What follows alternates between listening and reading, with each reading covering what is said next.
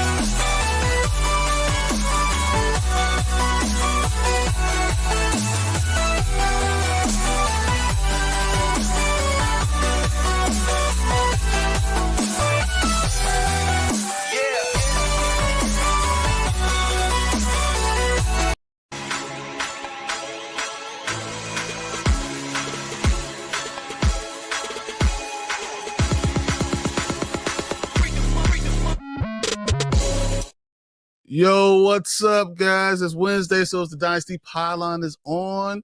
I'm Brian the Grizzly here with Mark. How you feeling? Not too bad.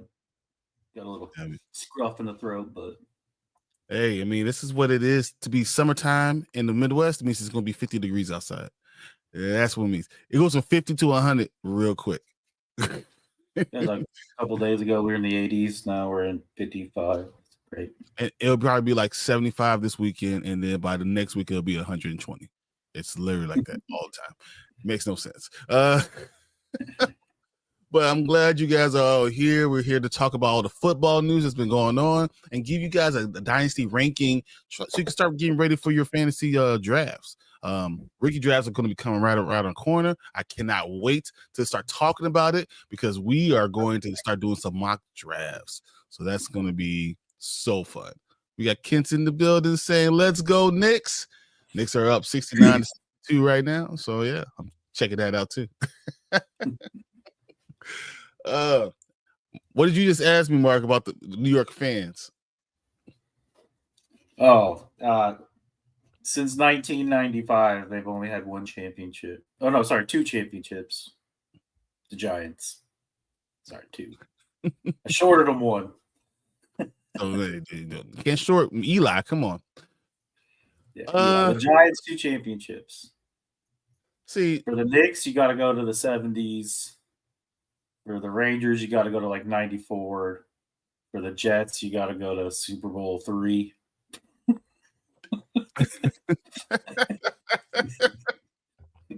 Brooklyn's never won one.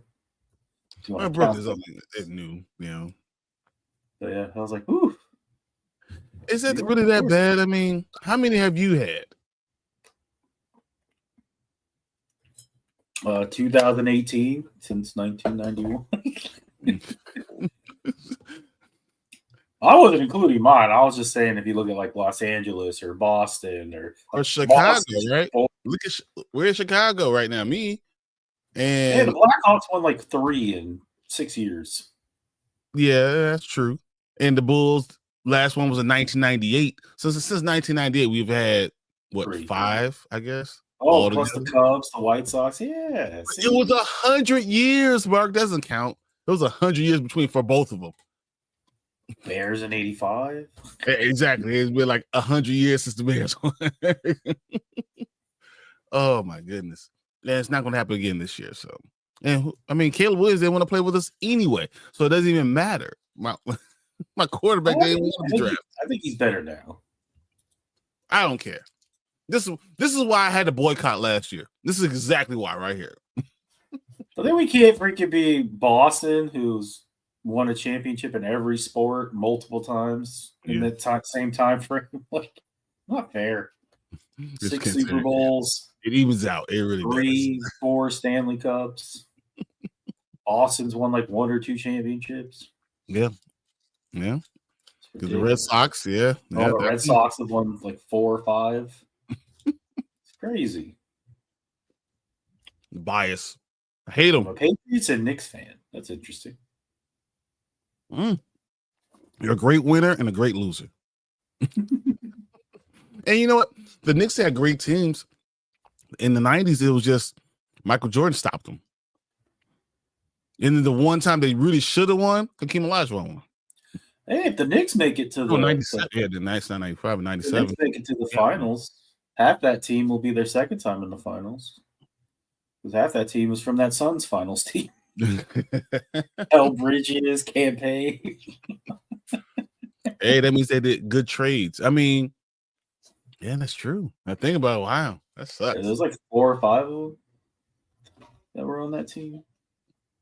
We were trying to wait on Alec because I know he wants to talk about all the stuff that's been going on, but he's trying to get his computer. He just moved. So he's trying to get his computer set up. So we're going to start getting into the show. And when Alec gets in, he'll just get in. The first thing I kind of want to go over, I know a lot of people have already heard. A longtime Colts owner and CEO Jim Irsay has died at 65. Definitely condolences to his family. Definitely not happy to hear that, but 65 is so young. I hate seeing anything like that happening at that age. So rest in peace, Jim Irsay. And sorry to hear that. And for the Colts family, I mean, you're in Indianapolis right now. Right here. Yeah. So I didn't hear anything. I live here. There was nothing all day until Sleeper broke it, of all things. Which is weird because if it happened in the morning time, for that not to us to not know about it was very strange. I at least thought that was weird. Well, they probably kept it under wraps until. I mean, I'm sure they want the family to get through grieving and stuff. We don't all want to be, Adam Schefter. 100%, yeah. So, Anthony says, Brian, just asking after watching that tour of your office, are you bored or something? Are you bored or something? Yeah. So look, I have a lot of stuff. I don't know, man. I just people are asking me about all the stuff I have. I collect things. That's just what it is. I collect a lot of stuff. And if you saw my jerseys, I probably have about 45 jerseys. I collect things. I collect Jordans and stuff. So yeah. What's up, guys? How y'all doing? Week 4 is going to be interesting on here between y'all. No, I'm just going to tell them that you owe us. That's all I'm saying. I'm saying you owe us. You wouldn't have been as good unless we messed up and started walking off the field beforehand, start talking to the crowd, doing all the stupid stuff, and then all of a sudden it propelled you to the NFC Championship games. You owe us. That's you don't want to pay me back. That's what I'm saying. All the good things that happened to you are because of me. That's all. Nah. It's all right. That's why I hope the Cowboys are good. F that. We'll just do it again. You'll propel us to another win streak in an NFC Championship game. That's fine. Now Ben Johnson can help it. Rookie year, he won't be. I think he'll be good down the line, but hey, you don't talk about the Loveland pick. Yeah. So I actually thought Colston Loveland, if you saw some of our breakdowns, tight ends, I thought that he was a good tight end. Really good, great catching with his hands. I've seen him play for 3 years in Michigan, up close and personal because I'm a Big Ten fan. I think he's a really good tight end. I don't know if he was the best tight end, but if he fit in your scheme, then fine. My problem was if you're going to go that way with Loveland, then why was your next pick Burden? If you're going to go the 2 tight end way, why would you then pick a 3rd wide receiver? Because you're going to play both of them on the field at the same time. Your top 2 picks can't play on the field at the same time. It doesn't make any sense. So, that's my worry, that they didn't have a good plan. That worries me. Don't be technically me doing anything like this. We're the ones, because they're going to lose the game, and that Hail Mary did it. So, yeah, that's what I'm going with. That's my story. We all were there, and I'm sticking to it. If Pittsburgh doesn't get Rodgers, who should they trade? Cousins. Yeah, exactly. They should be on the phone. I think Kirk Cousins is a better fit anyway. I don't understand. 5 years younger. Yeah. Why are they even going after, still dealing with Aaron Rodgers? I mean, Aaron Rodgers said, guys, if you're not willing to wait on me, then you should just go ahead and get someone else. Go ahead. Why wait? And my point is they should be getting Kirk Cousins now. But I think everything's going to happen in June. I think June 10th he will be in the building. Is Tomlin going to want to deal with that guy? We'll see, I guess. Would you be surprised if they wait for Aaron Rodgers and then he retires? No. Sounds very Aaron Rodgers to me. They need to sign Ryan Tannehill, only QB, to successfully run that offense. I don't say Ryan Tannehill is even a QB. I think he's a receiver that was playing quarterback. Always say that. I don't know what. I think Kirk Cousins could run any offense adequately, personally. And I think that, I don't like him, but I think adequately he could run any offense. And he should be their backup. I mean, their starting quarterback. Update the PC should be all good to go in 10 minutes. Hurry, it didn't explode from the update. And I did better than the cable management.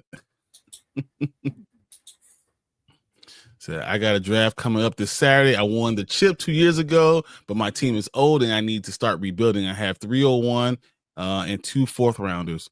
Would you trade Josh Allen or for Malik Nabers and the 103? That's a good question. So we got Josh Allen for Malik Nabers and 103. So your 103 is most likely going to give you so Gentry probably be number 1. I've seen a lot of places where Hampton's actually been going number 2. Now, is this going to be, who would you put? Travis Hunter 3? Well, I guess it doesn't matter if it's because Travis could be exactly. It doesn't really matter either way. Yeah. Who's his other quarterbacks? Yeah, Kent. Who else do you have for quarterback if you're going to trade Josh Allen? You're getting Josh Allen. You better, because you ain't getting a quarterback in this draft. That's for sure. I mean, you could try to get fully guaranteed Cam Ward. Man, did you see that? I don't understand. The $48 million fully guaranteed. Some of these teams are doing some of the dumbest things I've ever seen, and I don't know what the hell they're doing. So you can get more for Josh Allen. That's Alex. Do you think you get more than that for Josh Allen? I don't know. Well, Malik Nabers, I mean, granted, not going to put up QB numbers, but I don't know. Oh, my only other QB would be Aaron Rodgers and Trevor Lawrence. I mean, that is a gamble. Yeah, so yeah. My only other QB would be Aaron Rodgers and Trevor Lawrence. I agree. So the 103, you could get Hampton as well. I've seen him going there. I've seen either that or Travis Hunter being your 103. So if I'm ranking my rookie draft board right now, I don't think we have an argument on who's number one with Ashton Genty. No, not really. I mean, he has to be number one.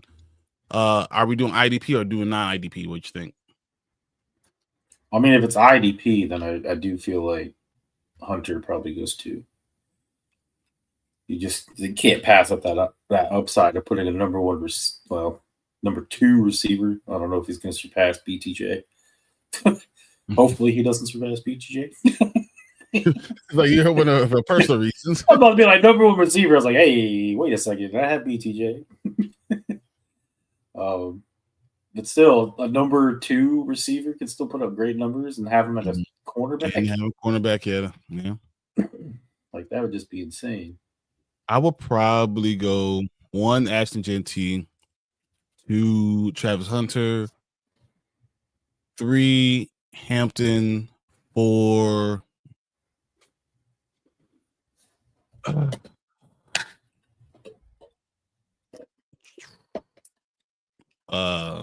feel like the guy Harvey. I'm gonna go Junkins 4. I mean, I like Junkins more, but I feel like I don't know. Harvey's probably gonna go kind of high. I mean, this is non-IDP. That's what I'm saying. If we're Harvey, I don't even think Harvey's going to be. It could be the number 1 running back in Denver. Yeah, but I think that we're going to get. I got Junkins higher than him. I have. Well, I didn't say he was going to be number 1. I just said I think he'll be high. I think Hampton's is going to be higher than him. I think Travion Henderson is going to go in drafts higher. Even though I think Caleb Johnson with short arms blocking for him.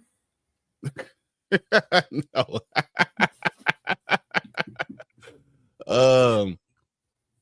I have Harvey as my 5th running back.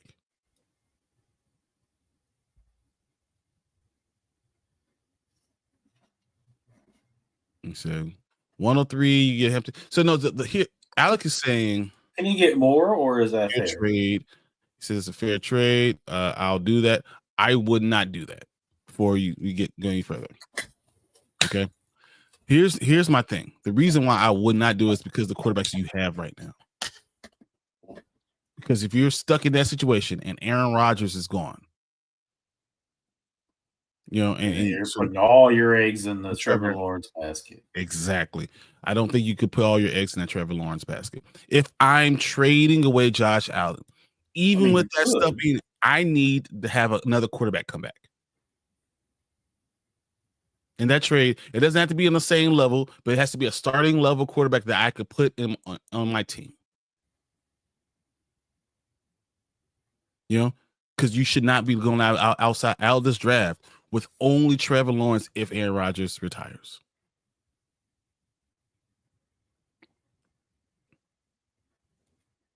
So I think Kyron Williams, who he is talking about, I think running back for me, younger running back who doesn't have foot issues is great.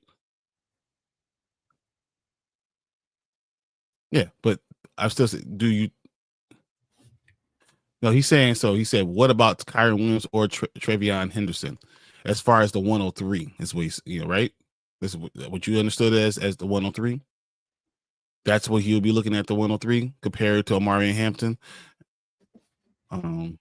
Yeah, but I just don't think you should do the trade. Now, what do you think, Mark? What do you think about the trade overall? I mean, I don't think it's necessarily not fair, but like you said, I don't know if I could take that risk of having to run with Trevor Lawrence. Mm-hmm. That would be my biggest. Not because I think Trevor Lawrence won't. I think Trevor Lawrence will be good this year. I don't think he'll necessarily be great, but I just worry about injury with Trevor Lawrence. You roll with just Trevor Lawrence and he gets hurt, then what do you have? I can see Trevor Lawrence getting to the top 14, 13. I think he's definitely top team. Yeah, like quarterback for sure. I think he can put up 14. Between 3,500, 4,000 yards, 25, 30 touchdowns. If I'm getting up Josh Allen, I would like a young quarterback in return. Something. If I'm giving you an MVP, I'm asking for the 103. I want a young QB, and I want Malik Nabers.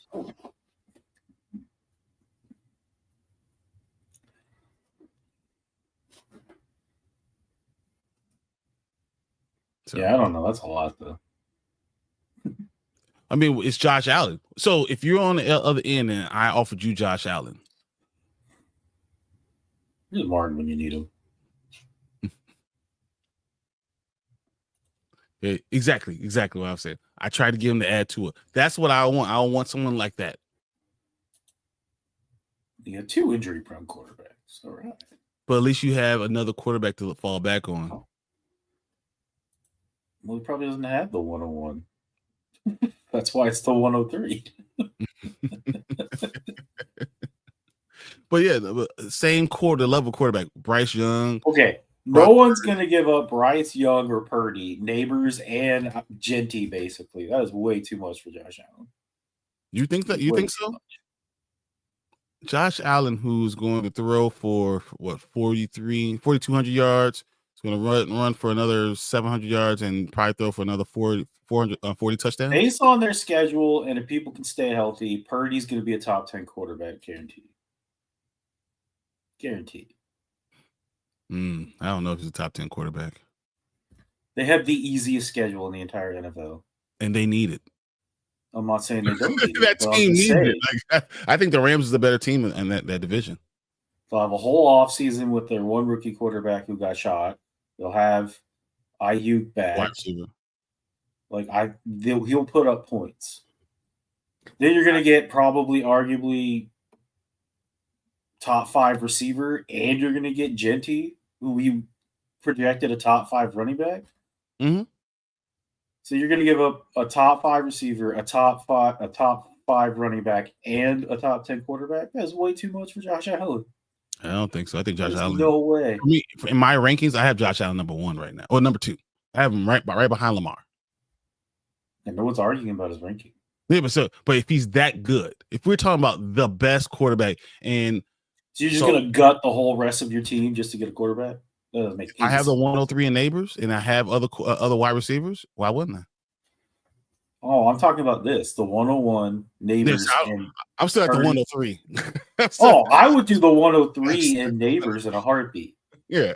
I'm not saying that. I'm talking about this one right here. This is way too much for Josh Allen. The 101 Nabers and Bryce Young, maybe, but Purdy, heck no.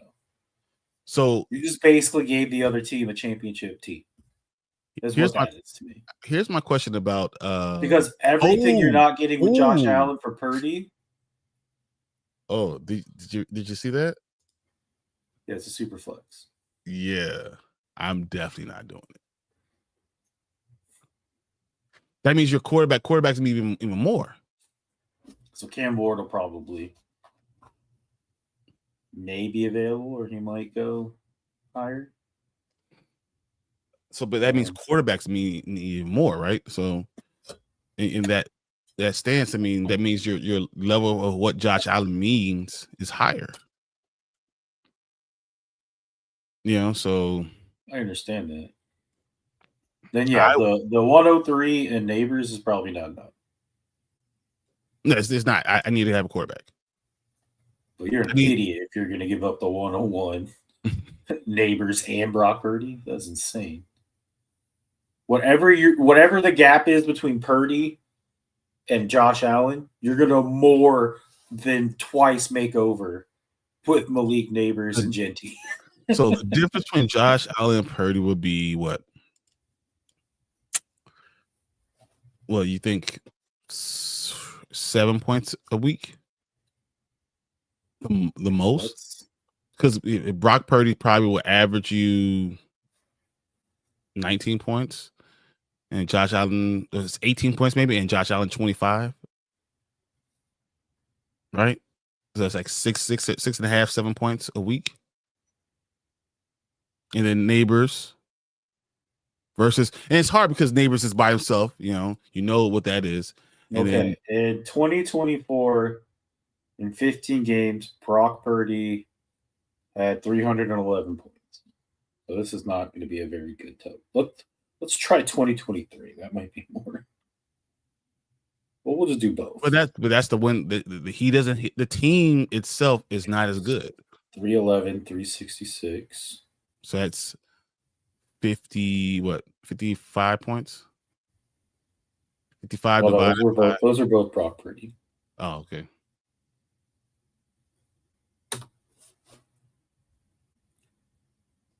Okay, so even if you look at 2023, Josh Allen scored about 100 more points. But that's about in what's 15 weeks. But Josh Allen also played in every game, I think, both years. So, but no, that's not even 15. How long is the season? 12 weeks? About? Huh? How long is the season? About 12 weeks. So this is on Sleeper. This is how many fantasy points they had. Yeah, so I'm saying, but per game, so that's about divided by 12. You know, it's about 7.5 points a week, give or take, right? And then you look at Malik Nabers, had 218 points by himself. Yeah, 218 points. Yeah, so even that 100, you're already up 100. But you taking Malik Nabers versus nothing, so you could be saying that's what I'm saying. So you've already surpassed the gap by 100 points. But I don't think that's how you can do the trade. And that doesn't even count what Genti's going to do. But you keep on going with the 101. He's already changed it to find the 103. Oh, I already said I would do the other one. I was just talking about the other one. But I'm saying, would you do the 103 and then ask for a quarterback? For Bryce Young, I would trade Josh Allen. I would trade for Josh Allen and give up the 103 Nabers and Bryce Young. I don't know if I give up Purdy still. Brock Purdy is ranked right now on most boards about Trust me, I just saw it. Yeah, that's what it is. So, yeah, I don't think he's. I wouldn't not do it. I'm saying if they throw in Purdy. If I was on the other, if they throw in Purdy, I'm doing it. If I was on the other end of the trade, I probably will say. Well, I'm saying if they throw in Purdy, you might have to throw in a 4th round pick. Well, I'm not saying anything major. You just might have to throw in another low tier receiver or, running back 4, running back 3. Said fine, change the whole thing. Said, oh my God, change that if it's a super flex. Exactly. Man, Bryce Young and Purdy are closer than you think as far as raw talent goes. Yes, Purdy will be a better pick this year, but Young overall with that QB guru will be solid. I think Bryce Young will be solid. I think Bryce Young. I think there's about a $30 million difference between the two. It's the money. You're right. Ken says, "How about this one? Luther Burden or Mike Evans?" This is Dynasty, right? If this is Dynasty. See, that's a hard one because it's like in the short term, I'm going to say Mike Evans. 100%. I'm going to say Mike Evans because Luther. But in the long term, that is a very hard thing. Third receiver here. He's no matter what happens. He's a third receiver. Yeah, that's what I'm saying. But like 2 years from now, I don't know. It could be Luther Burden. Who knows? Say in Dynasty, yeah. I would do that. If I was you, I would trade Mike Evans for Luther Burden. If it's Dynasty, I would trade Mike Evans for Luther Burden 100%. Like you would give up Mike Evans to bring in Luther Burden? Yep. That's the side I would want to be on. I'm always trying to get younger, and it might not work out for me this year, but as you just said, going forward. That's what I'm saying. Like it depends on it depends on the complete outlook of the team. If you're just trying to get younger for the future, then maybe you do trade Josh Allen and Mike Evans and you kind of trade your old guys to bring in younger people. But Josh Allen's too young. Josh Allen can still play another decade plus. He can, but if you can add like 3 new pieces to your team, I don't know. Well, and make your team younger and better all the way around. Or you keep Josh Allen and you have a really good quarterback, but you're never making the playoffs. You could make the playoffs. That's what I'm saying. Like you're not going to go very far. You're basing that on you don't know what is in there. Yeah, You don't know that what is true. We don't know the rest of his team, but yeah. So like, if I already have that, then why would I do that? I mean, we know his quarterback situation, and I don't know if I'd want to trade Josh Allen with that quarterback situation. I wouldn't. 100% wouldn't. You can't go wrong pushing for either QB or go for someone unproven. Like, I mean, you could go Penix. I would do that too. He's got weapons. He's got weapons. Mike Evans, 100%, unless you need to be young at the position. Burden is in a rough spot currently. Yes, he is. Yes, but we're going dynasty. You're talking about Mike Evans. Mike Evans can retire in a year. But Roma Donte was in that same position last year. Now he's number 2. So, and I think Burden ends the season with 680 yards. What do you think I can get for Debo? I'm not trying to hear the Debo. I mean, he's going to have a year. What? Yeah, of course you say that. He'll be our number 1 running back and number 2 receiver. I think you could get a late second for Debo right now. Yeah, I was just getting ready to say an early third or a late second. Yeah, that range. Yeah, but 12-man league, probably getting late second. 10-man league, probably getting early third. I'll give up my second round pick for Debo. I think both sides would be happy. Well, I mean, I have Jaden Daniels, so of course you would. Double stir. This topic is fascinating, and as soon as I can get my PC, I'd love to say my piece on elite players for a solid team. Yeah, look, late second. Hey, look at that. Look at us kind of knowing things sometimes. And we're all in agreement with that's what I think where he is. I mean, Debo is really good and is going to have a really good year, I think, this year. And I think he'll be on the same level. Where would you draft Luther Burden? I think I have Luther Burden. I have him 9th. If we were just regular, no IDP, probably 9th on my list of targets. We're talking about IDP. He's probably drops to 14, 15. I mean, I'm going to be honest. If he's available when I'm there, I am not taking him up. I mean, I don't need receiver. For one position, I feel like I'm not too bad at it. But I think with 15, 16, I mean, that's probably where you are with him,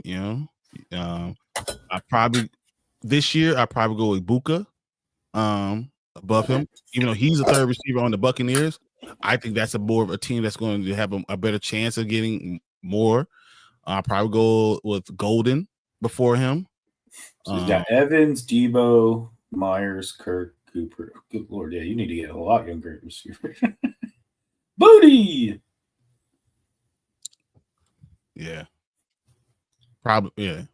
I say Evans, Debo. You gotta get younger. You do. You have to get younger. So yeah. And he said Burden is probably a mid-second. That's what 12-man league. Yeah, he's probably mid to very similar to Debo is what I'm saying. 10 to 15 wide receiver by 5. 100%. We ain't going 10 in our league. I promise you that.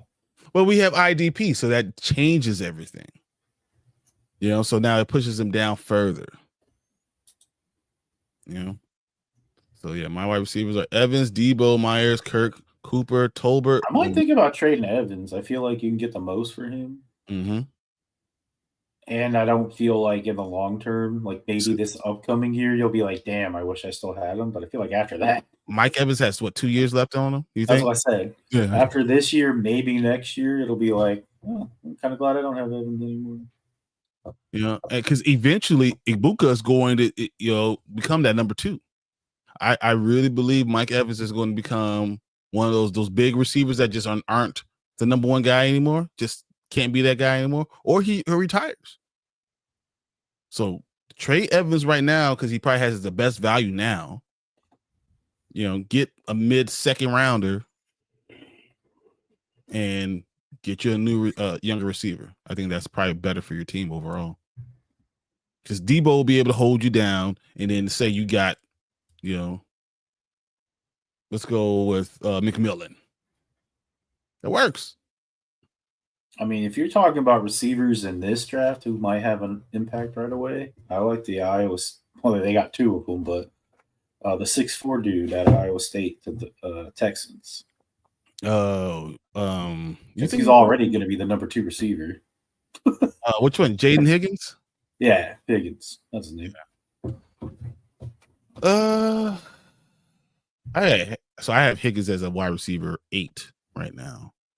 Oh, I'm not saying I'm just saying I feel like he could have a productive first year. That's all. I think Jack Beach could have a betcha, whatever how you say his name, could have a productive year right now, too. The Raiders. Raiders. Well, yeah, he's probably gonna be number 1. I mean, they got nobody. Hey, you could get him. Probably, I'm gonna say you could probably get him at the beginning of a 3rd round, and you end up looking, and he's gonna put up close to number 1 receiving numbers. So I mean, that would be another good way to kind of start rebuild your team. And a lot of people don't know about him, so I think that helps. Yeah, you're not wrong. That was the other guy I was gonna say too. Is the Raiders. Like him and Higgins, I feel like they're not going very high, but I feel like first year at least they could have bigger impacts than some of these other guys who are like Ibuka, who is going to go probably kind of high, but like he won't have a huge impact right now. What is he, wide receiver 4 right now? I'm saying he's 3. You think he's about to have McMillan? They like McMillan though. I feel like in like 2 years from now, it'll be. Oh, you see in this draft, Ibuka is probably wide receiver 4. No, I'm saying on the Buccaneers. On the team? No, he's 3. He's 3 on the team. Well, I'm just saying, like 2 years from now, instead of Mike Evans and Chris Godwin, it'll be McMillan and Ibuka. I think it's still Godwin. I'm gonna say it's Godwin and Ibuka. No, I think they both are gone. They like McMillan. Didn't Godwin just signed an extension? Like 2 years. That was 3 years this year. Huh? I thought they just he signed a new contract. He was a free agent. He signed a new contract. I thought it was for like 2 years. It was only 2 years. I don't know. And even if it is 3, doesn't mean he'll finish it out. I'm sure they'll pay him all his guaranteed money and be like, hey. I mean, how old is Godwin? Right? He's 28, 29. He's 29. He just turned 29. So he just turned 29. But the issue is his body is more like 36 at this point. Okay. Yes, 3 years. I was right. So 3 years, $66 million. That's what I thought. Yeah, and then after 2 years, his guaranteed money will be paid. He'll be like, bye. You don't get rid of good receivers that you know. You do if you're never finishing the season. The last time he finished the season, I don't know. He definitely has some good yards. You know, if he's constantly getting hurt, and then Ibuka and McMillan end up being as good as we think they could be, you really think they're going to need Godwin? Yes, the type of receiver is. What is beeping? The 3 of the last 4 years, he's had over 1,000 yards. So I'm with him. All right. So what's up, Alec? Hopefully you can hear us, man.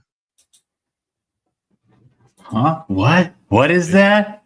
How's it going? Fly, Eagles, fly. Yep. Yeah, and he's going. You finally make it onto the thumbnail. And he's over here. Oh, he's still flying. Wow. I see how it is. The defending champs get old as fate. Nah, if you hear any sort of beeping in the background, don't worry, my place is not on fire.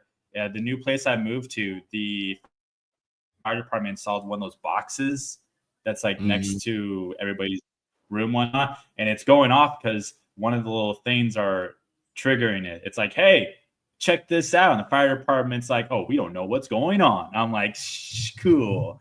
So if you hear any beeping, I apologize for that.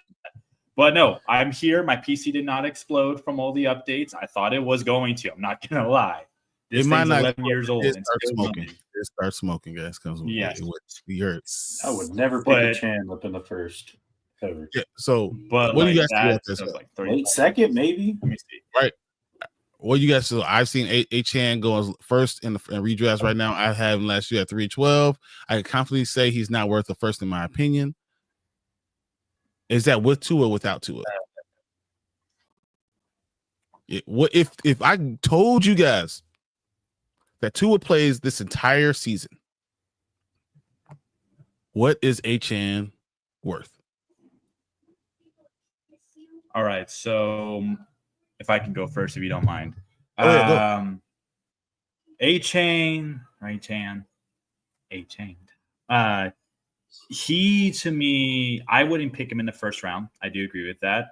However, his upside is first round talent of what you're getting from him. If you get him in the first round, you are purely expecting him to, 1, Tua to not get hurt, and 2, him to not get hurt. That is what you're ultimately hoping for at the end of the day.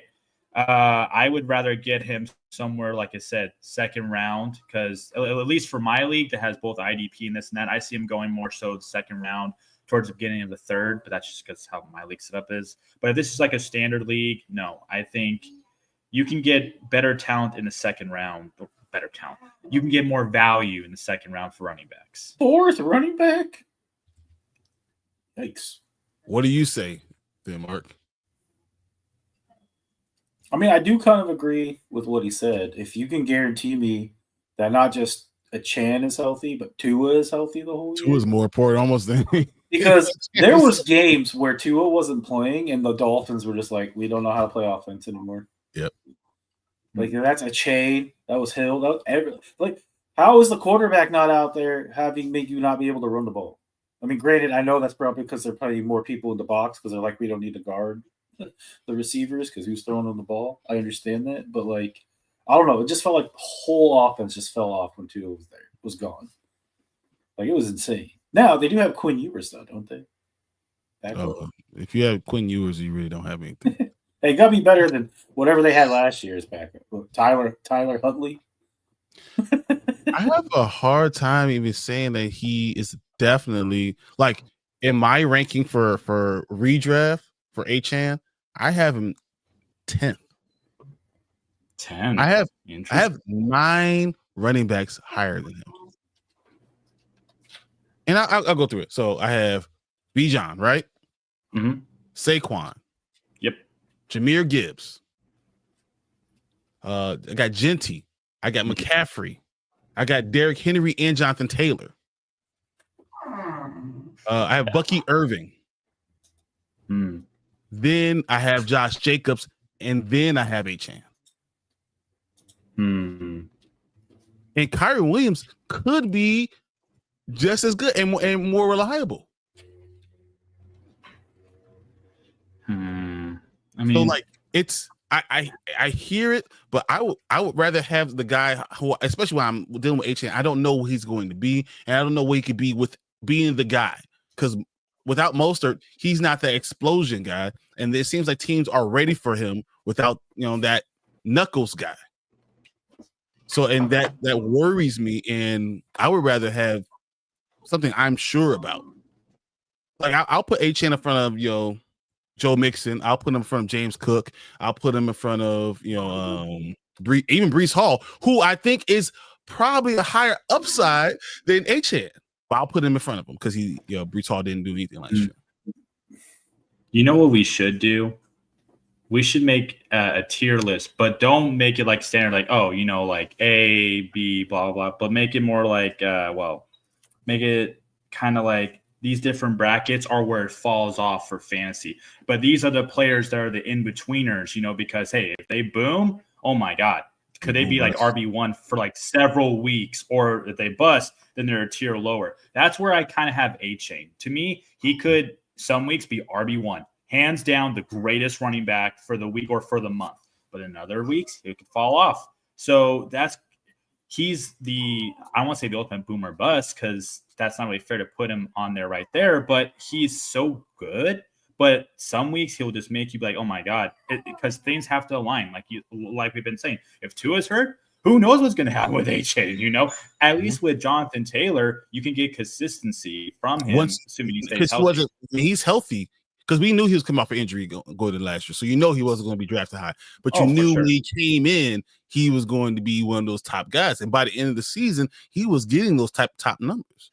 Of course, Same thing with Bree. That single-handedly eliminated me from the playoffs. Yeah, no, I understand what you're saying about CMC. Well, I had to wait till that week to have his 40-point game, but no, that's true. What about Breece Hall though? Like I look at Breece Hall and I say the same thing about him than I would say about Achane. But I believe Justin Fields is going to play. Except I believe Justin Fields will actually play. So, having a running quarterback opens up lanes for the running back. I would almost contest that Breece Hall will be a better pick. Quinn, you were actually the third string quarterback. Zach Wilson's the backup. Oh boy, God! But no, I 100% agree with that. I actually big fan of Breece Hall. And I've said this. I was like, man, imagine if he actually went to a team that like had like a decent like overall offense, like a team that wasn't riddled with like horrible coaching, this and that. Like this guy could easily be RB1 easily. In my opinion, he has that dog in him. He has that talent, that athleticism. He is, in my eyes, a way better than Achane. But of course, what happened in the last 2 years? It's not really fair for the guy, but I would happily pick him after Achane goes. The biggest thing, too, there's no left tackle in Miami anymore. Exactly. And that's another retired Armstead. Yeah. So Armstead retired. That's another problem. So that's I look at Breece Hall, especially having a running quarterback there that's going to open up lanes. You don't know that what happens. Look at Saquon Barkley. Having a quarterback that can run opens up lanes. So I think Breece Hall can catch the ball too. So like Breece Hall, I feel like is a better overall pick, but Achane is going to have bigger butts, like these bigger like correct. Boom. He's going to have a game that he's going to run for 150 yards. I promise you, he's going to have one. And this comment down here, he's not wrong. He's not wrong about it, but that's the thing, is that if you're picking Achane, you are fully expecting him in his good, in his elite weeks, and his bad weeks. You are just expecting him the full year ride it, and he'll get you a number. And it's true. If Achane stays healthy, and if everything aligns, yes, he could win you leagues, 100%. I don't think anyone would disagree with that. But you don't get as much certainty from him every week as you would from somebody like a Breece Hall. Just give Breece Hall, like, let's just see how he does with Justin Fields. And if he shoots up to be a top 5 running back again, I promise you that's a much better pick for her. He's currently go ADP wise than I think Achane is. But I love them both. You just got to pick your poison, I guess. I would agree even with Achane. I might even put him up front of McCaffrey. I might put him in front, but with saying that same thing, I can also see, as I said, I can see Breece Hall being in front of him. K9 is interesting. K9 is definitely behind Achane, but K9 is going to probably be more reliable. Only problem with K9 is you have Charbonnet right behind him. So if when he's out, Charbonnet can easily take more snaps from him. Well, K9 also has injury issues too. 100%. 100%. I feel like, but the thing with Breece Hall is like, does he want to be a Jet? Do the Jets want him still? Like, there was that whole disconnect where they said he could possibly be traded, and he's out here putting on XPs. Like, he's like, get me out of here. I think that was before you saw Justin Fields go there. I think it's when you see Justin Fields, you see how that team is being built. Terry Glenn's going to run the hell out of that ball. So I like Achane because he carried my team, but I definitely am taking Henry over him. Yeah,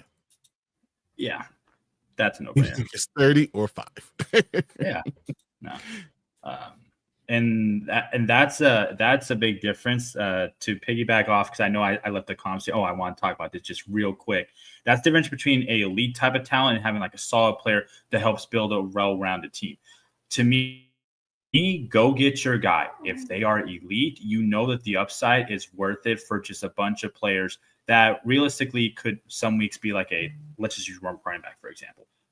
Could have weeks like an RB3, could have weeks like an RB2, and some weeks like an RB1. But if you're not guaranteeing them, whereas an elite player like Henry, for example, every single week, you are expecting greatness. And then the one week that he doesn't, you're like, what the hell's going on, Henry? Did you forget to wear your crown today?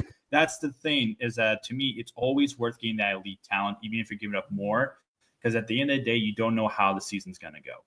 You are these solid players you want that flushes out a roster are fine. But if they don't hit the target numbers compared to what the one elite plus whatever picks or yada yada can do, then you have to look at that overall value. What does your team need that so desperately needs to get a great player versus an elite player? So to me, elite is always the better pick. But hey, in most cases, I'm not a big fan of Bijan. I'd probably take him at the 105 in redraft. I would go Saquon first. I'm weird. I like Jahmyr Gibbs more than I like Bijan. I've always felt that way. Fine. And that's just me. But we're skipping over 105 in a redraft. Are you going to take Bijan over receivers? Probably. I guess depends on who's there. I mean, if you tell me that somehow Jettis is there, I mean, I'll take Jettis at 105. So that's what we're saying. I'm saying if that's what I'm saying. At 105, I mean, Gibbs might. Well, I don't think Gibbs will be there. But no, but so 105. So who's going to go in front of him? That's what I'm saying. So I'm saying that Barkley will go in front of him. I would take Gibbs in front of him. I'll probably take Jefferson in front of him. Mm-hmm. Do I go Chase? Chase probably goes in front of him. Possibly, yeah. If they have another great year like that, for sure. And so I was saying Bijan's the third best running back. So Bijan's probably 5. I can't think of anyone else that I would go in front of him. So yeah, Bijan's probably 5. That's true. I mean, if it's a redraft, I mean, I guess where would you put? Well, so you're taking Bijan over Henry for the running backs. Yeah, I'll go. I was just about to say, I'll go Bijan over Henry. 105. Yeah, redraft. Henry he'd go way later. True, but Henry, I feel like would go later in the first round. So I think Henry's like there's other 6 or 7. No, I was going to say if someone's taking Bijan, Henry's going again pretty close after that. He's like 6 or 7. Like he's like either right after or he's the one right after that. like realistically, depending on what the type of league it is, I mean, if you want Henry at 105, I'm not going to hate you because if that's your guy, that's your guy. Bijan, I like, and I'm actually, it's funny. I agree with you so much. Gibbs and Bijan, they're both to me so neck and neck. But ever since Gibbs came into the league, the way that he handled interviews, the way that his tangibles were, I loved him more as a prospect because here's this underdog who proved why he deserved to be the talk. And Bijan was just already an all-around gifted running back. So to me, I mean, they're both gifted. But the reason to me, you can't go wrong with either. Here's the thing about Gibbs for me. He has a better offensive line. Plain and simple. Plain and simple, he has a better offensive line, and that's why I think Gibbs is the better overall pick for that. Because they're going to run the ball. They have to run the ball. Like you can't be on a team and with him and not run that ball. So like that's why I just say, I'm with it. I'm with it. A team with Lord PFF. Which Bijan Robinson, the number 1 ranked running back. Yeah, and I understand. I think Saquon is number 1. Over Saquon, over Jahmyr. They got Achane 4, so I don't know if I can take them seriously. I see, and that's why my rankings differ to where I have. Snaps. ESPN has Bijan number 1 too. A lot of people do. I had Barkley as number 3. But that's just me. And I'm an Eagles fan, and I'm saying that because I know how hard it is for a running back to repeat as RB1 again and again. That's extremely hard. Yeah, but if anyone can do it, it'd be Barkley with that offensive line. So. I mean, I'm not saying he can. I'm just saying that. What do you guys think about that? Let me ask one. So I'll answer real quick, but I also want to hear his reason why he thinks Chase should be 101. Oh my God.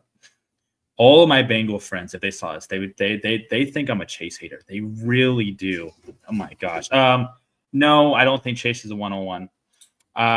He finally had that 1 year since his rookie year where he finally showed that he could be the overall wide receiver 1. And every other year, what has he finished as? Always in the teens. So to me, if you got him at the 101, I prefer Jettis. I 100% prefer Jettis. Me too. Yeah, Jettis is more consistent, more reliable. And the problem is that as much as Joe Burrow is so good, I love smoking gun Joe Burrow. But man, it always seems at the beginning of the year he always kind of struggles a bit, or if he gets hurt, then there goes Jamar Chase. And they have another number one guy out there, like they couldn't catch the ball all the damn time. Exactly. So that's why I want to hear also his reason why he thinks Chase should be 101. I'm not a hater. I swear. I just don't see him as the number one best wide receiver just after one great, amazing year. I just don't. Anyways, what about you, Mark? I mean, I can see why someone would try to say Chase should be number one, but I do agree. Like if he had done what he did towards the end, the whole year, obviously Chase would be number one. But they disappeared for the first half of the season. And I don't know if that's because T. Higgins was out and they needed him to be able to be that good. Is it? So for me, if all things were equal, I think Jefferson's a better receiver. All things equal, Jefferson's a better receiver. I mean, Jamar Chase was the top receiver last year. But the difference is Jamar Chase has what? Joe Burrow. I think that's the big difference. But if you could tell me that Justin Jefferson had a competent quarterback, I'm taking him. Time and time again, I'm just going to take him over and over again because I think he's going to get fed the ball a little bit more. And says the Bengals have no defense and they are going to need to pass it. Also, he has a better QB. That's exactly what it is. He has a better QB. Yeah, you're not wrong there either. It's not even close. He has the better QB. So no, I agree with that. That's what I'm saying. If I go to a redraft and I see Jamar Chase go number one, I'm not going to be like, "Oh my god, I can't believe that!" Like, no, it's justified. No. Yeah, no. In that situation, I agree. I just for Jettas, I mean, but I don't know personally, if I have the 101, I don't know if I could say no to Barkley. Yeah, I'm going running back. Yeah, that's what I'm saying. I'm 101. I'm like, well, Barkley's right there. I'm gonna take Barkley. 10 out of 10 times, Barkley. That's my only issue with Jamar Chase going number one. So I'm gonna have RB1 the whole year. I don't set it and forget it. I can still get a decent wide receiver. A great offensive line that's going to continue to block for him. You're right. So Gibbs gets huge breakaway runs. Bijan really doesn't get the big runs like Saquon and Gibbs, so I'm taking them over Bijan. Mm-hmm. Okay. The only thing I worry about Gibbs is not so much Gibbs, but like I feel like the only reason he took as big a step as he did last year is because Montgomery got hurt. But even the year before, he was doing great.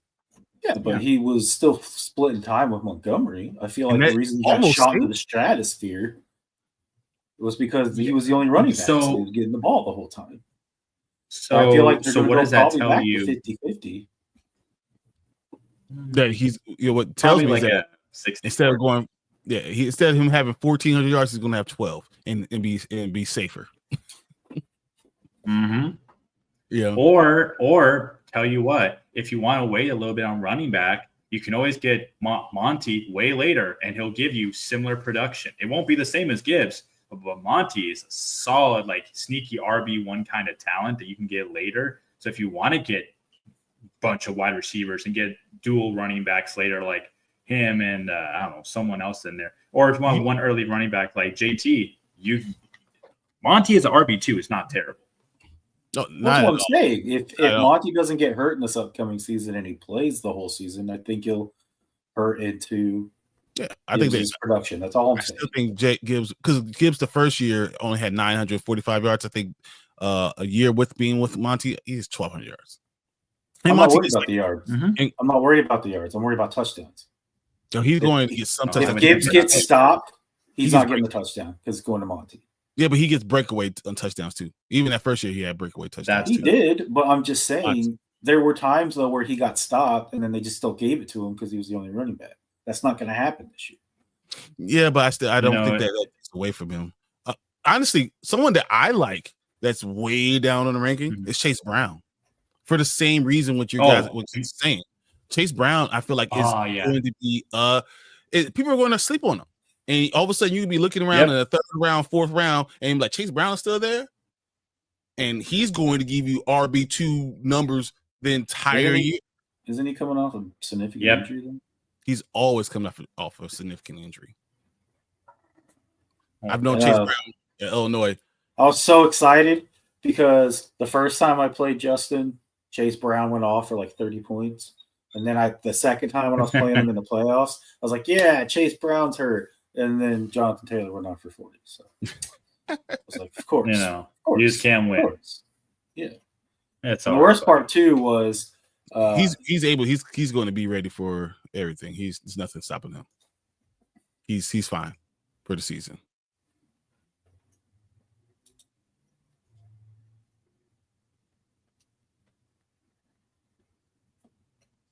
Fantasy football today.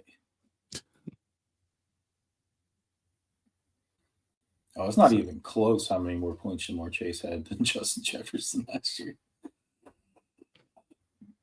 No, I mean we definitely agree because that was his contract year and they're trying to get him paid. So that was 60 plus. So, but Justin Jefferson was killing it the last 3 years. If you could look at a 3-year outlook, it's Justin Jefferson with catches too. Yeah, and you know what's crazy? JJ McCarthy. We believe it in him. No, that's why I said I don't know. That's the only thing that stop it. If all things are equal, I'm taking Justin Jefferson. But all things aren't always equal, and that's why I think Jamar Chase comes into that conversation. I think Jamar Chase is the first receiver off the board, but I just don't see him going 1-on-1. No, I prefer Jess because I do think he's QB proof. Who else is somehow QB proof, and it's actually remarkable because so many people, like people on Fantasy Pros, for example, no shade, love the guys, I do, but how about Addison? Jordan Addison is actually a solid wide receiver too, even with Jettis there, and even when there was that time where they had all of the carousels of QBs and whatnot. Like somehow Addison is always not talked about when he's actually really freaking good. He should be talked about because of his coach. It should be the coach. You should look at O'Donnell and know that he's going to get the ball to his receivers. You have two receivers that are going to get the ball no matter what. So that's why, like, it's T. Higgins. I actually think that they're on the same level. Mm-hmm. You know, so that I agree with that. What it is, you know. So, but yeah, I still, you know, and so if we have Jamar Chase 1, Justin Jefferson 2, who do you have at 3? Monroe. Is it Amara or CD? CD was 9 last year. Yeah, but we talking about this year because he was hurt. Man. So, okay, well then CD let me ask you hurt. this. Well, no, let me CD throw played every game last year. I thought which call was her. Dak was. Yeah, Dak was hurt. Yeah, he was hurt. Like that. Okay, sorry. BTJ lost his starting quarterback and had Mac Jones, and he still put up numbers. Yeah, but not every wide receiver can be held to the same caliber. That's now. So that's what I'm saying. I might have BTJ ahead of CD Lamb. Okay, you can do that. Okay. So I have BTJ at 7. Malik Nabers. I mean, he's in the same boat with QB. You know, Nabers. Well, we said the same thing last year, and look what he did. I have him at 6. See, Nabers, I think this year could finish as a overall wide receiver 3 at best, in my opinion, only because who else is he competing with? And now that they are going to be having QBs there that can actually throw the ball, I'm just saying Nabers is going to eat like 150, 160, maybe 170 targets. He just will. So he is, but he needs to get touchdowns. Like everybody on this list, he has the least amount of touchdowns.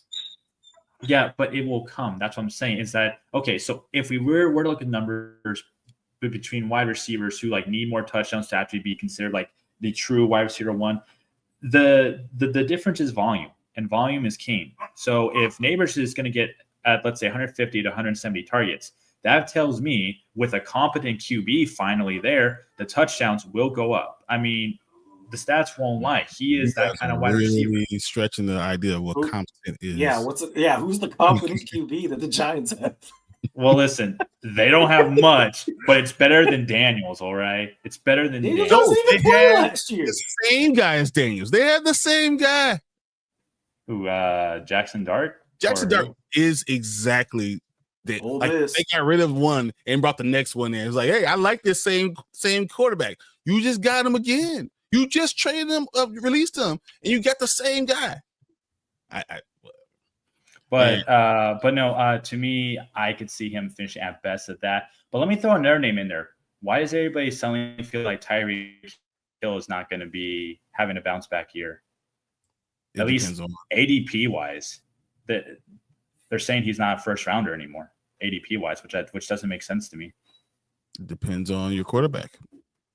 Yeah, I don't know. I kind of agree with it. It's 100% on quarterback. And I had Puka as my 4. That's what Ken says. Is Puka a wide receiver 5? I have him at 4. I can see him be a wide receiver 5. That's fair. That's really fair. I think that I actually have him in front of CD. So I argue with the whole thing with CD, but I have Puka in front of CD. Because I think that with Matt Stafford, I trust Matt Stafford more than I trust almost every quarterback. Matt Stafford is going to get you the ball, and he's going to get the ball a lot. Can I throw a name out there? Oh yeah, sure. And I'm not trying to be a homer here, but I do feel like Terry McLaurin is primed to probably have his best season ever. I still think he's outside the top 10. I haven't Terry 5 last year. I have him outside my top 10. I have him at 11. Improve the offensive line, have another weapon on the other side. And you think he's going to regress over 5 spots? Yeah.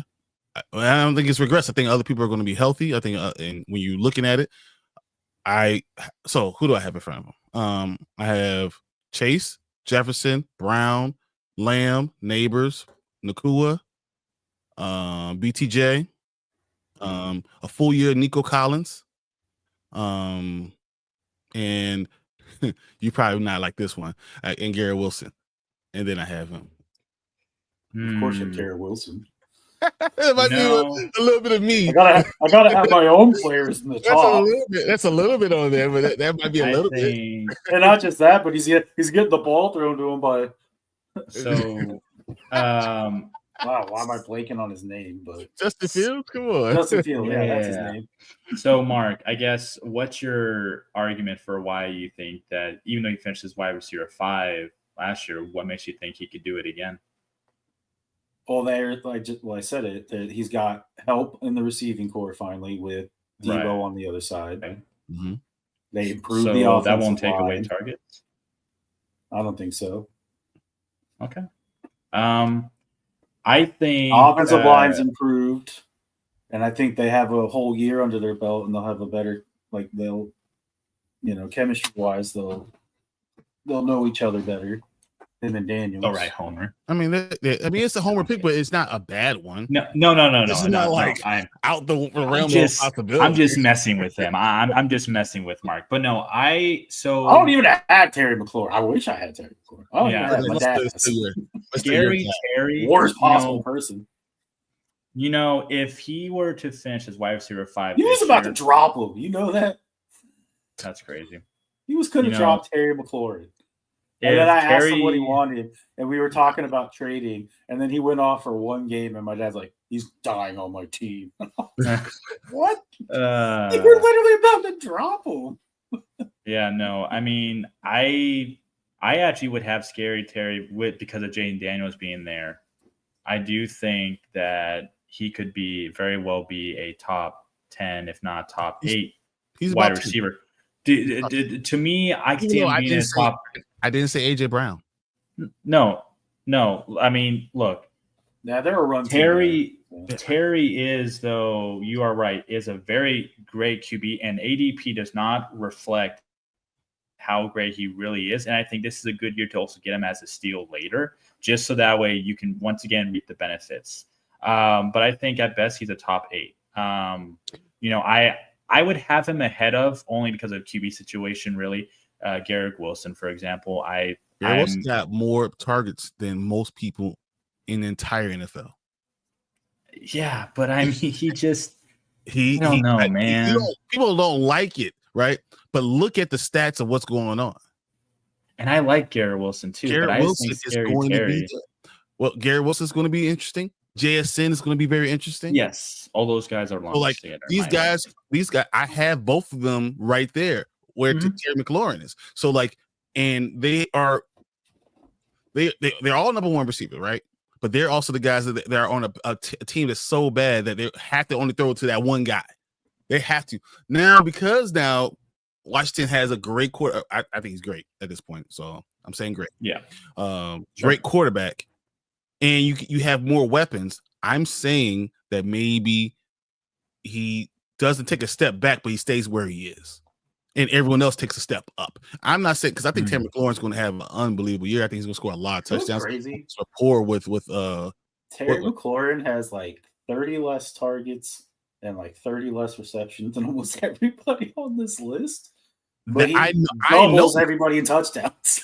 Because he had a great year with that, but I don't know with Debo's going to take away. See, that's the thing. Garrett Wilson, if he could get in the end zone, he would have been in the top 4. JSN, if he could have gotten the end zone, would have been in the top 4. Wait, what's the difference with JSN now? Malik Nabers, if he had gotten into the end zone, he would have been probably the number 1 receiver.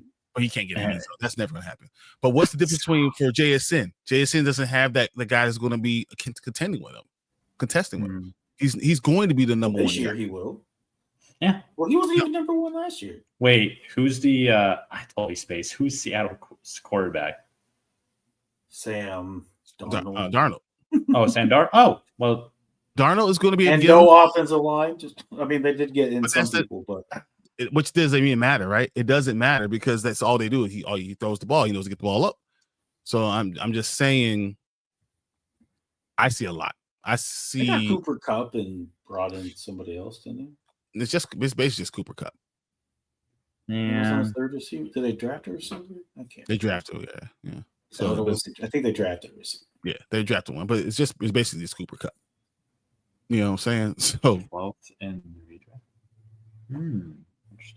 So switch things up a little. I have a keeper league and I'm in. Is Drake May worth a 12th in a redraft?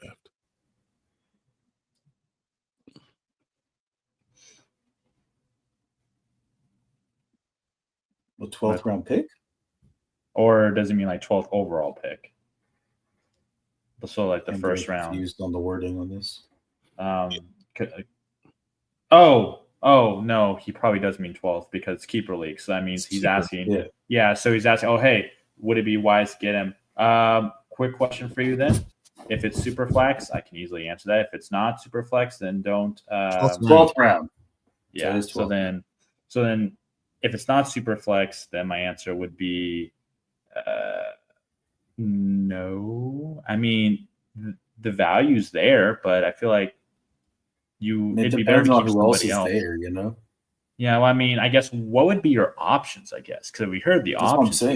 It might be better. It's not if it was super flex, I would say yes. I would say yes. No. Yes. Exactly. Because of that, then you're getting a QB2 type of talent that late, and that's pretty good. Okay, so who's your other options? Not super flex. No, I'm just gonna say flat. I would. That's a little high. I don't mind the round. I just feel like if there's other players on your roster that even if they're in an earlier round, they might just be better upside for you, and you can get a different quarterback much sooner or around that round. I mean, I don't really know right now where Justin Fields would go, but I feel like I would put him, especially as far as fantasy, he's gotta be high. Yeah, I mean, would you say Justin Fields like in the first 3 rounds, 4 rounds, or do you think he's close to 5 to 7? Okay, round 4. I think Justin Fields is around 4. It's so hard because to ADP Fantasy Pros with their ADP. If you're looking at the 12th round, you have Justin Herbert, Dak Prescott, Brock Purdy, Justin Fields, Jordan Love, CJ Stroud. Okay. Oh my God! If you have all that, there's no way you're going. And Drake May's average ADP is the 18th. I was gonna say that sounds more believable. Yeah, there's no way. I have a hard time believing Justin Herbert would be in 12th, but I mean, Fields, okay. Those aren't rounds. That's QB right. Hold on. Yeah, because I'm saying there's no. I was gonna say, I'm like, well, hold on a second. 12th round. That's better than Drake May.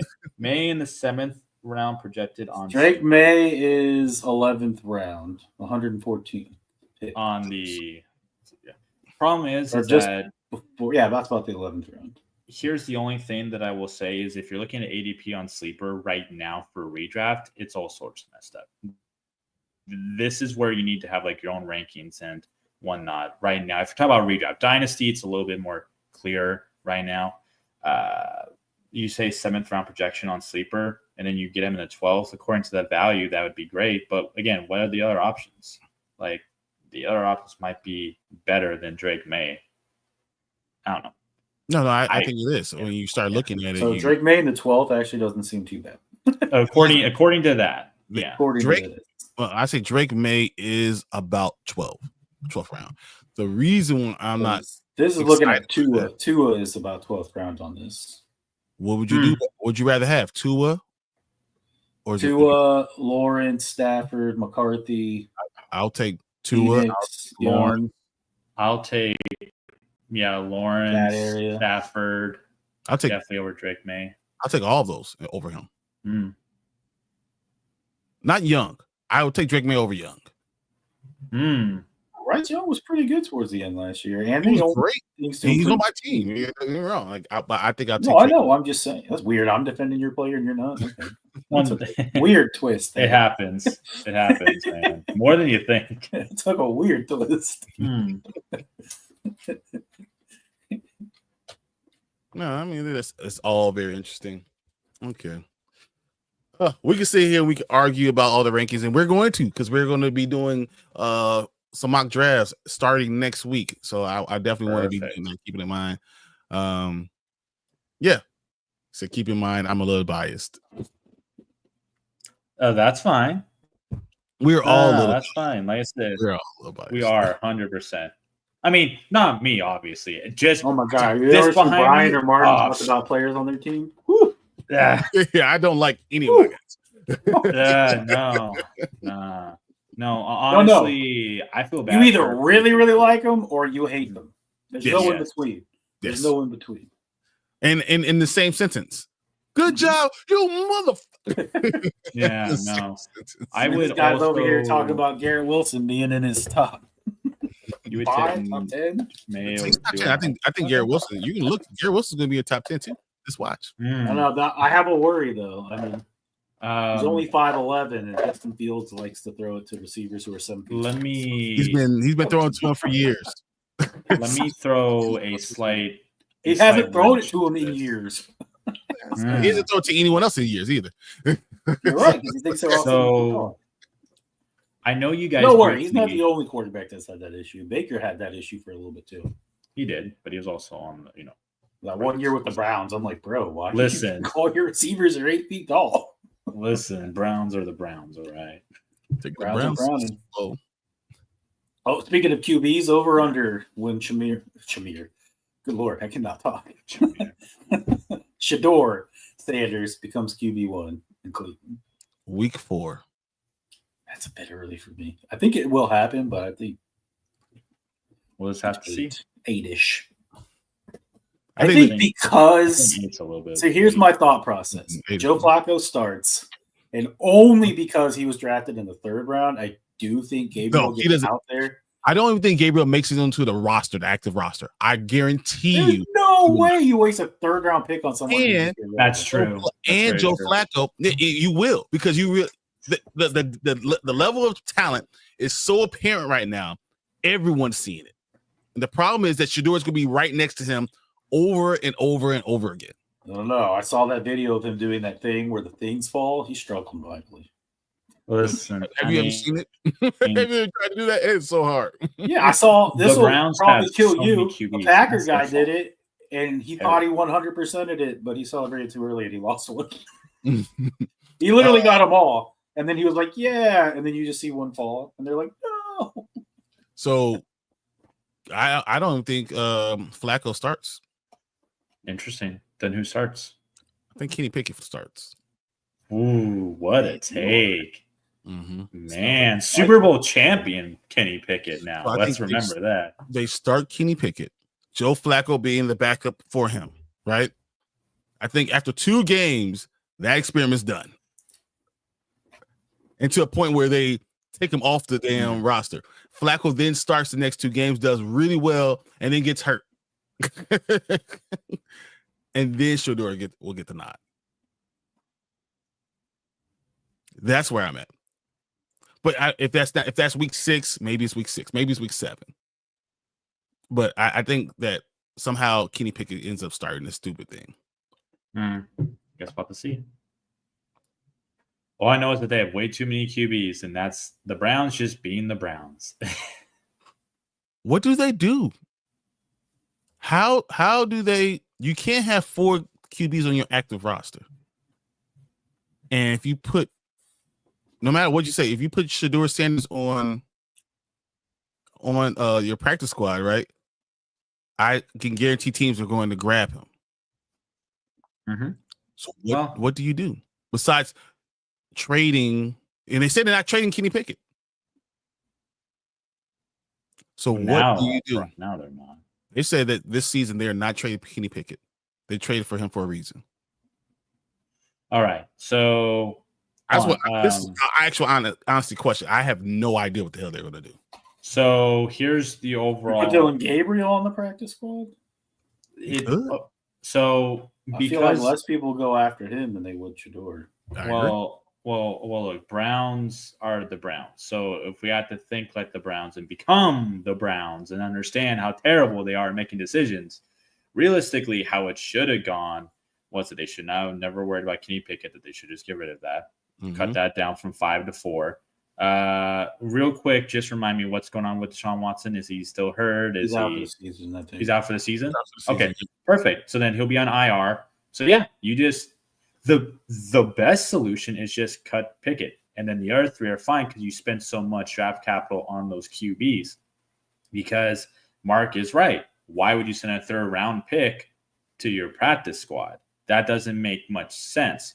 But if it's the Browns, maybe it does.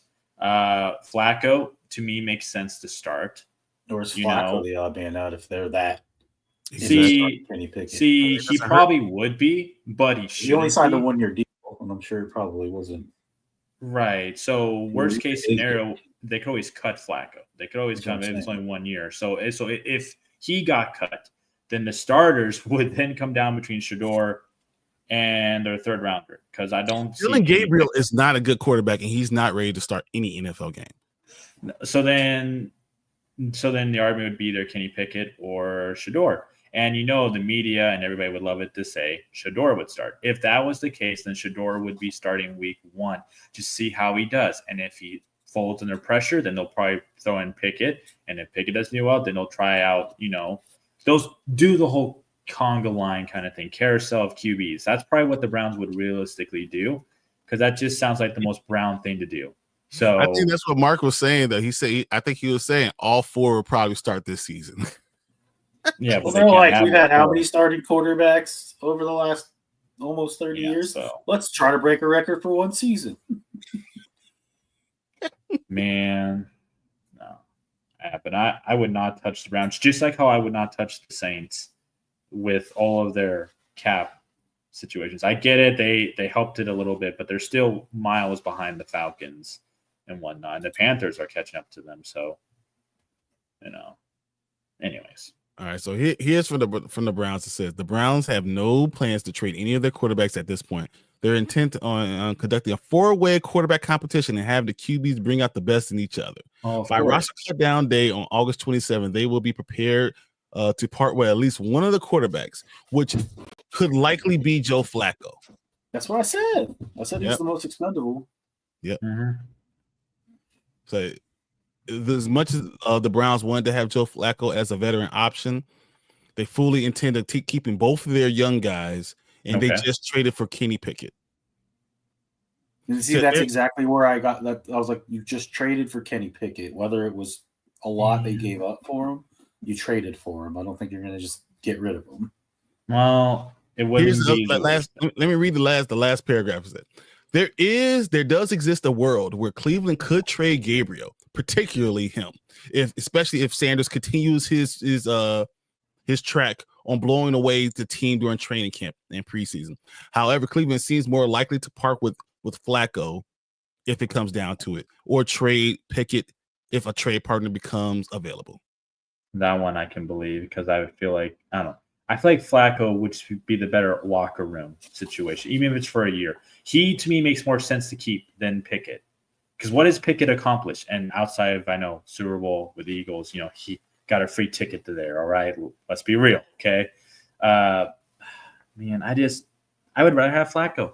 Flacco actually has proven to be able to, even in his old state, take teams that were not going to make the playoffs to the playoffs. I mean, come on now. Wow. I mean, yeah. So why? I don't know. Like, here's a crazy scenario. What if Aaron Rodgers retires? Okay. And then the Falcons are like, nah, we're keeping Cousins. And the freaking Steelers are like, hey, Browns, can we get Kenny Pickett? Oh, my God. The comeback? Well, That'd be I mean, Kenny Pickett's still better than anything they have on the roster. That's all I'm saying. What do you mean? It's Rudolph season. What you mean? Come on, Rudolph. That's fine. Running it back with Kenny Pickett and Rudolph. What year is this? Yeah. Flacco's Where's Miles Garrett at? Good for fantasy. Mm-hmm. He is. Yeah. See, I would take May over. Hey, speaking of QBs, you know what we haven't talked about yet? Because it's been that long since we had a show. Derek Carr retired. Oh, yeah. Feels like forever ago, but we haven't had a show since that happened. Yeah. That's crazy, right? Like, yeah, I'm good. I'm done. Mm-hmm. Braden went from I think I'm going to drop Spencer Rattler to, maybe I should keep Spencer Rattler. I mean, I told him probably not. Oh my gosh, Byron. Well, he might be the starter week 1. Who knows? Mm-hmm. Byron. I'm sure Spencer Rattler's still younger than the quarterback they drafted. So that's true. 100%. He's so low. They do. Byron. I went don't know to why high school with Brock Purdy. You know that? Yeah, we talked about it. It's crazy. I feel like Marcus is trolling you. Every time you say something, he's just like, wait. I know. Yeah, I'm like, I'll let him finish. Okay, now. Oh, okay. Go ahead and finish. The next time you need to rush me, I'm like, motherfucker, let me. I thought he was going to do it again. That's what he should do. It's normally me. You should try to be on the show with Brian and Martin, okay? Oh, Lord. There's a reason why I was just doing tags for a while, because I was like, okay, I guess I'll just type. Nah, it's okay. I've got nothing else to do. Or don't really get into it, and I'll have to be like the mediator between the two. Like, hey. Nah, it's okay. But what I was trying to say, Byron, I don't know why it just came to me. I saw the Infinity Gauntlet right behind you, and I was like, if you really want to, just snap your fingers with it, and Aaron Rodgers will just poof, go away. You won't have to worry about it anymore. I'm actually getting to a point where I'm like, it's only 50% of the quarterbacks in the NFL. I don't think we want to roll those stats. Hey, it'll be fine. Oh, wait, Jalen Hurts might go away. Hey, you know what? Barkley can do it all, baby. Let's go. Oh, man. No. So he's on Tyler's show, right? Because Tyler's it's not show, isn't how you pronounce it. It's like or something like that. It's not show. Oh, I thought it was show. So I thought it was show too, but Braden's like, nope, that's not how you say it. I've got an interesting, small, tiny segment that I just wanted to talk about with you guys. Because I do, like I said, for my leagues, they're always different with the ideas that I like to come up with as far as scoring goes. So this is more for people who like the uniqueness for just a second. Mm-hmm. So because Travis Hunter can be a DB and wide receiver, and according to Jaguars, they plan to mostly have him as wide receiver, but a few defensive packages they would want to bring him in. So he'll be playing both. Which is what I said, especially if the game's on the line. Hey, get up. Which is great. So we already identified what his value is, whether it's IDP or not, where he should go in Dynasty and Redraft. Where would you guys put wide receivers, or I guess really any position that does this, for returners, because they get that return upside? How does that affect their overall value? Like a Rashid Shaheed, for example, amazing returner, and he's a solid wide receiver too on the Saints already. Like, would you put him in that wide receiver 1 category just because that, the same way people are with Travis Hunter? The answer is no, because there's no one to throw him the ball. Yeah, no. So then we just talk about their. He almost falls into the Turpin category because of that. See, for me, I have him higher, but that's only because I have a pretty good scoring when it comes to return yards, so I know that he'll make up for it. Because what are the Saints going to do? You know, give up a lot of points so he gets a bunch of returns. You know, like that's how he makes it up for it. But no, I was just curious on where you guys would rank like other wide receivers, you know, or running backs or DBs. Sure, why not? If they also do returns, like does that actually promptly affect it, or is it just like IDP where it depends on the scoring that you're giving them for Well, it returns? definitely depends on the scoring. Okay. That goes without saying. Because if you're not getting much, it's not adding much. Because I think it's a good thing to add to leagues, generally speaking. It's an extra extra flavor of fun. So I'm just curious we have a high emphasis on return. Yeah. So then I guess just in your opinion, I mean, I had Shaheed. Yeah. And I remember him popping off for like 30 points. And I was like, the heck did you get points? You didn't even you got like 3 receptions. Yeah. And I was like, oh, you had a punt return, a kickoff return. Yeah. This is a good question. I'm thinking about it. Well, that's the same thing too. There was one corner for the Patriots that Martin and I were battling over. Marcus he was Jones, a corner, but he was corner. Like the 5 corner. Yeah. But he was returning and occasionally going on offense. Yes. Yeah. And he was awesome. I remember him putting up like 20 points in back-to-back weeks. There was one later in the season, the corners all got hurt, and he was like the starting corner, and he was putting up even more points because they still had him doing the other stuff. I still have it saved. There was one week where he got me 60 points, and that was because he got like a bunch of returns for kick and punt. He got 2 interceptions that game, one that was returned for a pick 6, and he had like a pass deflection and like 8 tackles. Like it was like dude went off, and it was my Super Bowl week too. I was happy.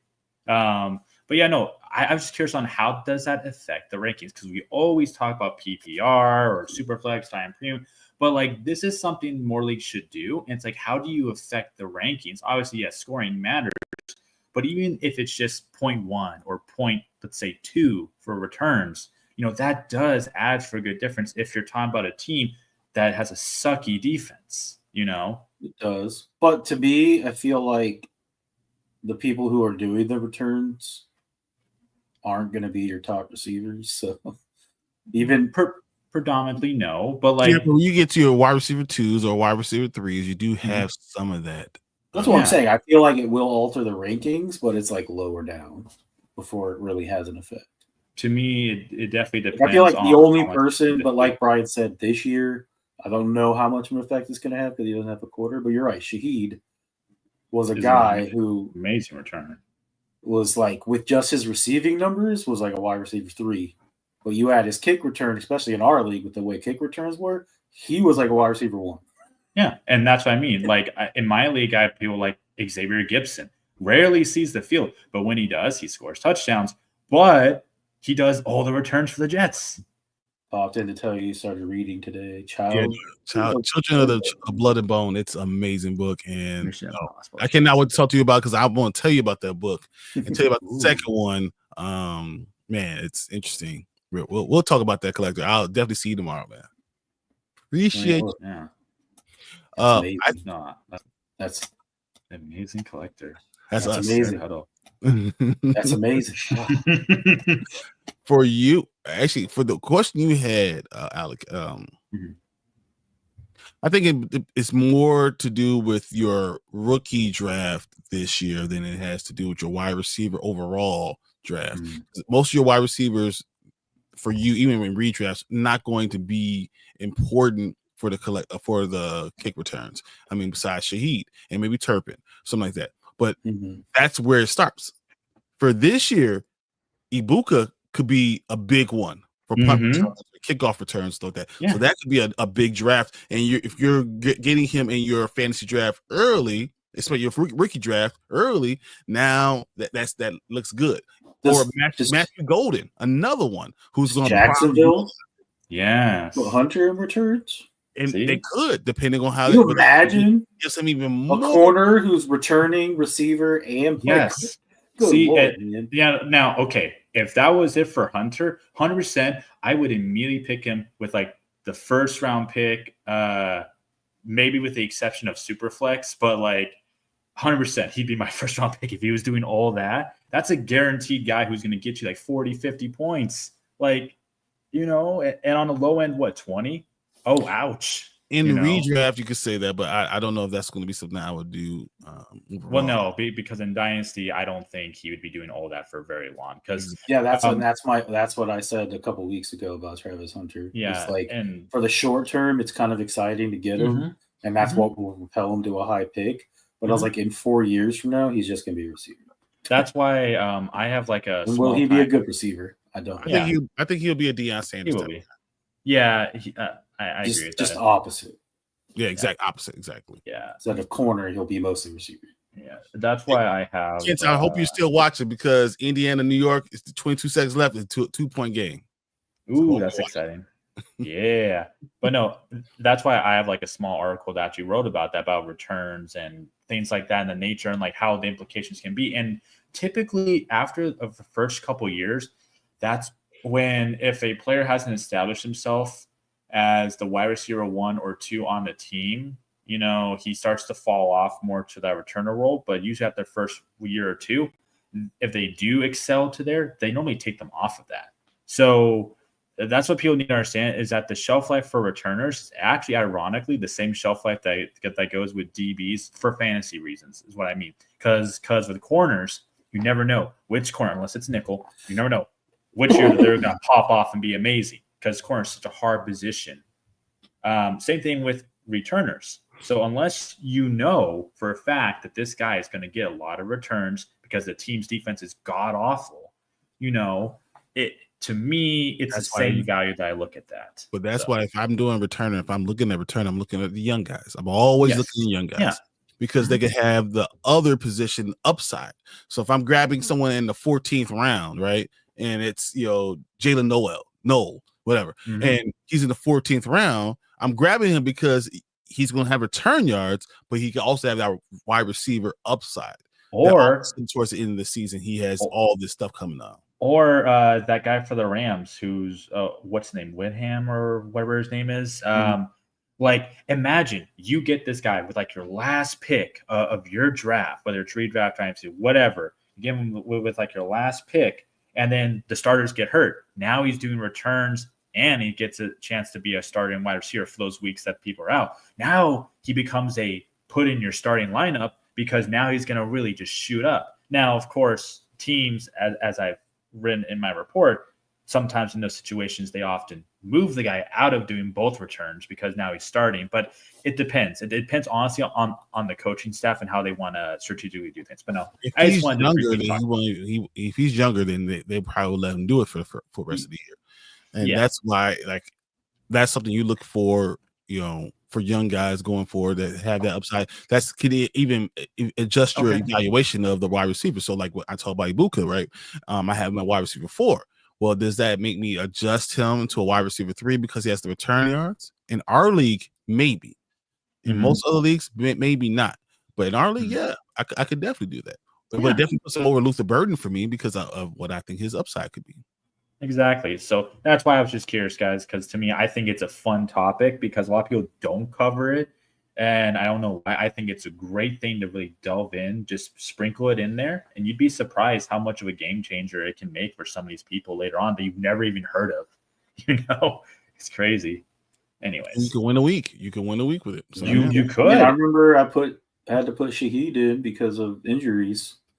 The dude went off for like 30 points and I won. I was like, hey. Yeah, you could win a playoff game even with it. It very well could happen. Hell, I did. No, because he would have to be healthy when you're in the playoffs. So. Yeah, no, you're right. But no, it wasn't Sheed. I forget who it was. I had a guy who was riding my bench, and then for 3 weeks straight, he had like over 100 return yards, which means he had like at the low end 35 points. And I was like, oh my God. What are you doing on my bench? Get in here. It's the playoff time. Let's just ride and see what happens. And every week he was hitting 30 plus. I was like, oh my God. Okay. Hell yeah. It happens. Anyways, is there anything else you guys wanted to mention? I know it's getting kind of late. I know. A few things I actually want to talk about. So we really haven't covered over the tush push. Just want to know your quick perspective. No one cares. Shut up, Mark. I care. Okay, here's my question. How much did the Eagles pay those organizations to vote to keep it? Here's my question. Because every other NFC East team was like, ban it. Oh no, of course, because y'all are a bunch of pussies. I'm just saying it right now. Stop the play, Louisville, Mr. Jump over the line 3 times. Get out of here. Honestly, why the Bills for him to do that then? You know why the Bills said no? Because they got stopped. Exactly. The Bills were like, we can't make this work. You can't have it. Oh, exactly. No one can have the fun. Okay, so what's your question, Byron? My question is, how did you feel about it? And does it really matter? Because Jalen Hurts still would have been able to do a QB sneak. So did it really even matter? Okay. So all I heard today was it's going to get banned. It's going to get banned. Oh, reports say that it's going to get banned. And then it didn't get banned. And I thought that was hilarious. I think it's great that's not banned because to me, like I told you guys in the text, I think it's one of the best, if not most genius plays that has ever been drawn up because it's so simple yet super effective. And it's only really super effective when who does it? The Eagles. And that's the problem people have. People have the problem when you actually have a team that's so well built to do this that it works. To answer your one question about does it make a difference? No, because in short R situation, you have Hurts or Barkley. You could do either. You could run with Barkley or you could still do a QB sneak with a guy who squats 600 pounds. Technically, they both do. So I don't think it makes much of a difference. I think that I'm glad that it's there, not because I get the benefit from it. Again, if you stop it, you deserve to stop it. That's my honest opinion on the play. It's successful in 93.3% repeating percent of the time for the Eagles. And everyone else, it's like 70s or lower. So I'm just saying that just because one team excels at it does not mean that it should be banned and that it won't change a thing if it was. But all this means is stop the Eagles from being in short, like 1 yard situations. Just stop them from being in that. If your defense can't do that. Why do you think we signed 15 defensive tackles in free agency? Exactly. Because they were like, we're not going to let the Tush push beat us. like to me, and I think Byron would love this. Look at the Buccaneers who have 890 pounds of defensive tackle in 2 Oh, yeah, for sure. I'm trying to do that. Listen, the Packers are the biggest offenders of this because they push for it so hard because they're just pussies. They couldn't stop it. They tried to do it, and they failed with Love. I'm just saying that to me, when a team pushes the ban of play because it's so successful, that's like trying to tell me, oh, hey, then Jettis needs to stop catching with one hand because he's just taller and jumps higher than everybody else.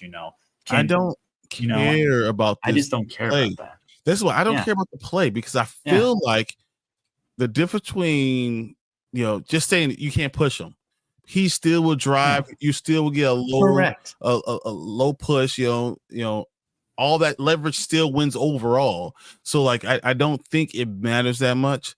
But I don't like the idea of banning anything when it's a legal play.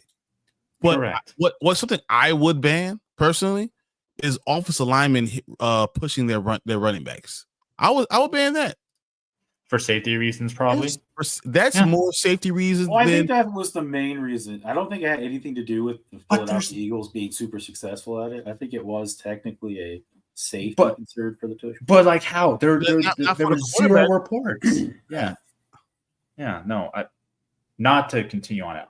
The last thing I'll say is that simply it was not a play that was of an issue with safety. In fact, there's been 0 reports on anyone getting hurt on that play. So when people say that, I'm like, just tell me one example. You can't. So throw that argument out the window. In my opinion. I'm sure if we're sitting there this upcoming season and Jalen Hurts gets knocked out for the season because of the Tush. Oh my God. The Eagles fans will be like, ban this play. Well, then ban the QB sneak while you're at it then. Shoot.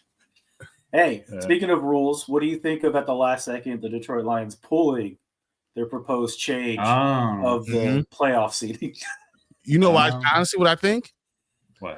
I think that they looked at our division and they realized it might hurt them. Right. Well, I thought it was interesting. It was Detroit to begin with, and then you find out at the last second, they're like, "Hey, never mind." We don't want to talk. Because I heard when they first introduced it, the word around the NFL was a lot of the owners were in favor of changing it. Yeah, they didn't get much and not having to go by winning a division. My quick thoughts is I think that it's not I get the want for change, but I don't think that it was the right approach for it. I think the way it is, as much as yes, there are those years where a team shouldn't be in the playoffs, but they are. I mean, worst case scenario, you just switch it up to where if you win your division, you're just a lower seed. That's all that I'd say. I would say. That's what I think. That's just thinking that exact same thing. If you make the playoffs at 7 and 9 because you win your division, okay, make the playoffs. You don't deserve to have a home game, though. Exactly. Correct. No, that's the only thing I would change. But realistically, everything else, no. You can go to Minnesota and play them in Minnesota because they're, what was it, 14 and 3. You set the matchups of who's going to be against who, and whoever has the best record has the home game. That's how it should be. Again, that's a perfect example too. That I would agree with. But I think the NFL should just keep it the way it is because I think it works. So, Okay. No, I think that's it for today, guys. I think we've had an hour 45 minutes of arguing and having fun and talking about all type of craziness. Had a lot of fun, and I just want to leave out of here once again saying, rest in peace to Jim Irsay, and condolences to his family, and wishing blessings and healing to you and your family, and I'm hoping that everyone around football thinks the same way and hopes for the same type of I hope the respect is there and that type of energy is being put out there for that family who's dealing with this. So of course, that's just want to end it with that, guys. Thanks Alec being here, Mark being here, and I'm going to be here if we're going to start the show. But we will definitely be back here again on Sunday. I will not miss another Sunday. Sorry about last one, but we will have a lot of fun. We'll talk about all things that's going on in the NFL, and we might even have our first fantasy mock draft. Yes. So I think that could be a lot of fun. I think we're going to do all those type of things and having a lot of fun. So I want to get out of here. I appreciate everyone that was here, and we will see you again next week. Fly, Eagles, fly. Peace.